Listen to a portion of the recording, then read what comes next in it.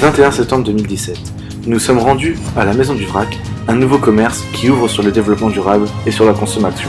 Nous avons questionné les clients et les propriétaires pour savoir les buts et les avantages de ce nouveau style de consommation. C'est important de consommer moins de déchets.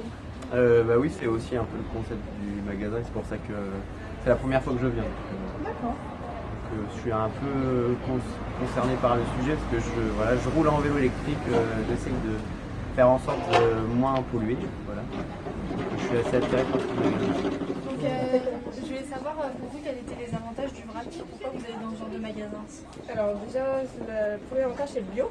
Enfin, voilà, c'est ce qu'on recherche. On essaye au maximum bio. Après moi, ça me séduit le fait d'amener mes bocaux. Ça évite de retransvaser, etc. Après, j'en ai entendu parler de cette boutique et c'est particulièrement pas cher. Nous avons aussi pu interroger les gérantes sur ce style de magasin. Merci de venir dans notre magasin. Première question, pour quelles raisons les Français se tournent selon vous vers le vrac, vers la vente en vrac? Alors en fait, je pense que de plus en plus de personnes se rendent compte que la pollution augmente de plus en plus, que les déchetteries débordent, qu'on est envahi de suremballage. Et donc les gens en ont marre de créer des emballages sans arrêt. Et la solution, c'est de vendre en vrac, vous ramenez vos contenants, tout est au poids, sans emballage, superflu. Et je pense que les gens, de plus en plus de personnes se rendent compte que c'est pas si compliqué, c'est facile, c'est juste une habitude à prendre. Le niveau prix, c'est accessible aussi. Le fait de vendre tout en vrac, en fait, on réduit jusqu'à 30% le coût de vente, parce qu'on réduit tout ce qui est le coût de l'emballage, le coût du marketing qu'il y a derrière un produit. Arrête-toi. Combien de produits sont référencés dans votre magasin et combien voulez-vous en accueillir encore plus?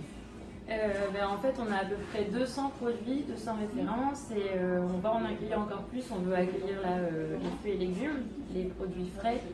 On va avoir une étagère en plus, du coup un îlot central en plus et puis on verra à terme pour avoir une plus grande vitrine réfrigérée. Donc en fait, c'est vraiment une boutique qui va être en évolution constante, quoi. Ça va être toujours des nouvelles choses.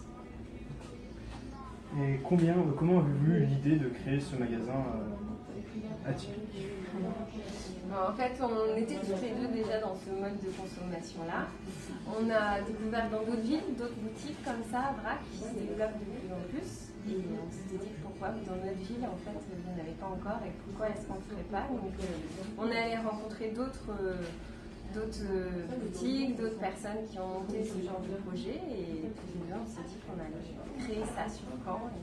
Ça manquait vraiment, en fait, sur Caen, il n'y en avait pas encore, et du coup, pour faire ses courses sans emballage, c'était un peu compliqué. Donc, du coup, on s'est dit qu'on aimait bien notre vie, alors on allait lui offrir ça.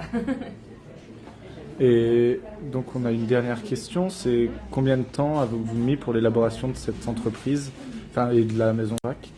Combien de temps ça a duré de l'idée jusqu'à l'ouverture là en septembre? C'était ça la Ouais, l'ouverture 21 septembre. Et en fait, on a eu l'idée il y a un petit moment. Après, on s'est laissé le temps de faire décanter un petit peu dans nos têtes. Et puis, on avait cette idée-là en filigrane. Et on a continué nos activités. Et on s'y est vraiment mis il y a un an.